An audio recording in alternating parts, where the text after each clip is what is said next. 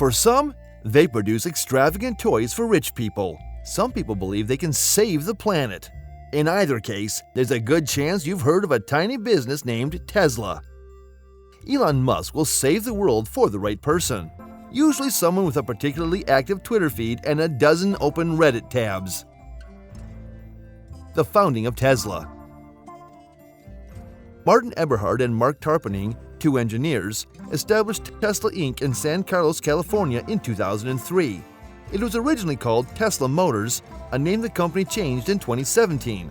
The company is named after Nikola Tesla, a 19th century inventor best known for discovering the properties of rotating electromagnetic fields.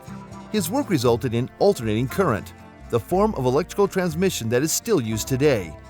Tesla is famous for his contributions to electrical engineering and science, and he has become a pop culture icon among engineers in recent decades. Eberhard was the CEO of Tesla at the time, and Tarpenning was the CFO. They founded their company to develop and manufacture an entirely electric vehicle, partially in response to the positive reaction test markets had to General Motors. Although GM only ran this program from 1996 to 1999, producing a limited run of cars that were never made available for public purchase, it was widely regarded as a success in terms of engineering. Eberhard and Tarpenning wanted to build on the previous success. Despite his long association with Tesla, Elon Musk did not join the company until 2004. He invested $30 million in the company and climbed to the position of chairman of the board of directors. Initially, Eberhard and Tarpenning envisioned creating an all-electric sports car. They unveiled the prototype for their Tesla Roadster in 2006, and it began production in 2008. Tesla accomplished something no other company had done before the Roadster. They created an all-electric vehicle with practical specifications that could potentially meet consumer needs. Previous attempts to this field had failed due, among other things, to the incapability of companies to produce a battery powerful enough to keep cars on the road and a cost-effective motor that could fit inside a consumer vehicle and accelerate it to highway speed. The Roadster met those requirements. The first model, released in 2008, was capable of covering nearly 250 miles on a single charge, with acceleration and top speed compared to many consumer-level sports cars. Customers could recharge the Roadster using a standard lithium-ion battery structure, which is common in many electronic devices. This, however, did not make the Roadster a commonly accessible consumer product. The car costs slightly more than $100,000 when it is released, pricing most consumers out of the market. Furthermore, the company was immediately confronted with the issue of charging time. On a standard home outlet, the original Roadster could take between 24 and 48 hours to recharge. Charging time remains one of the biggest problems with the widespread adoption of electric cars. Despite significant advances in technology, it still takes more than an hour to fully recharge one of Tesla's vehicles, even under ideal conditions. This puts them at a significant disadvantage when compared to the minutes it takes to refuel a car. Leadership transitions and controversy. Tesla also made significant changes to its leadership team in 2008. Eberhard resigned as CEO of Tesla in 2007, but remained on the company's advisory board. He was first succeeded by Michael Marks, a Tesla investor who served as interim CEO. In November, Zeev Drory took over as Eberhard's permanent replacement. Drory is largely credited with transforming the Roadster from a concept to a viable product. When he took over in 2007, the project had stagnated, and much of the focus on Tesla was on whether the company's flagship, and only, product might be delivered to market. Drory oversaw the Roadster's successful launch in 2008. However, shortly before Tesla shipped its first vehicle, Roadster number 1, according to Musk, co-founders Eberhard and Tarpenning left the company entirely. Soon after, in October 2008, Musk took over as CEO and fired 25% of the company's employees. This transition was not without controversy.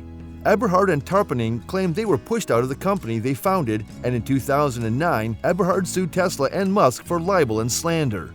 He claimed that he was forced out of the company, and the Roadster's delays and financial problems were unfairly blamed on his leadership. Later that year, Eberhard dropped his suit. Modern times and survival. Despite the Roadster's release, Tesla faced significant financial difficulties in 2009.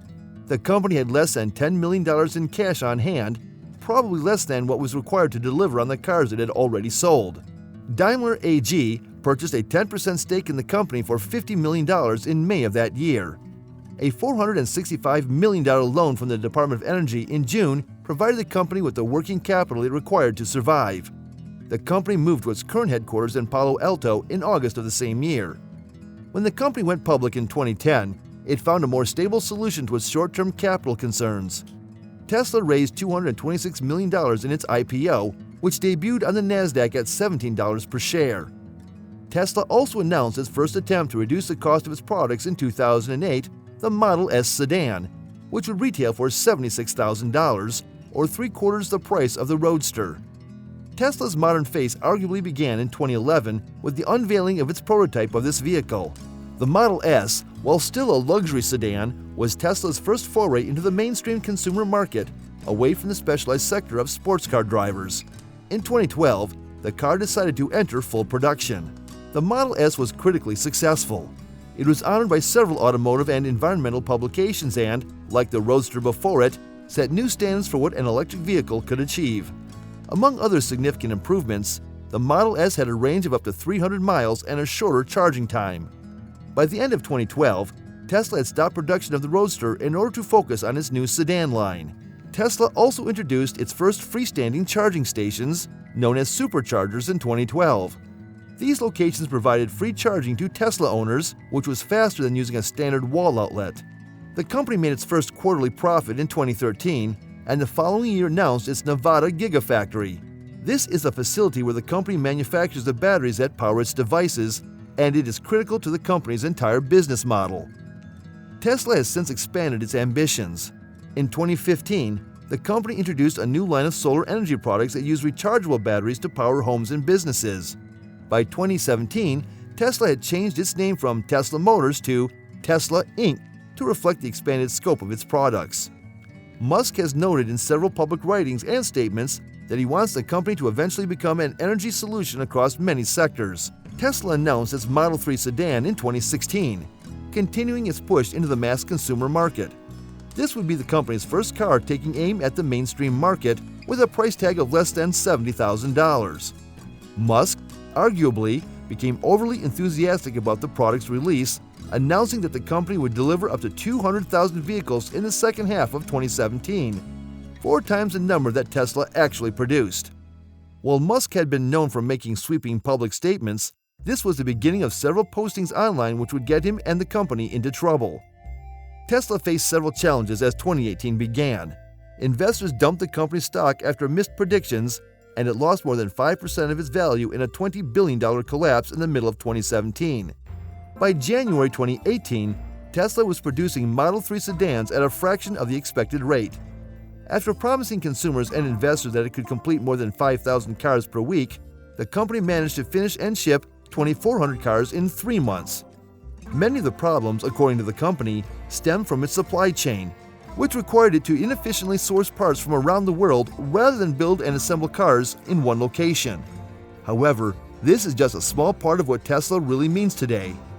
If you liked our video, don't forget to press the like button and subscribe for more videos. Thank you.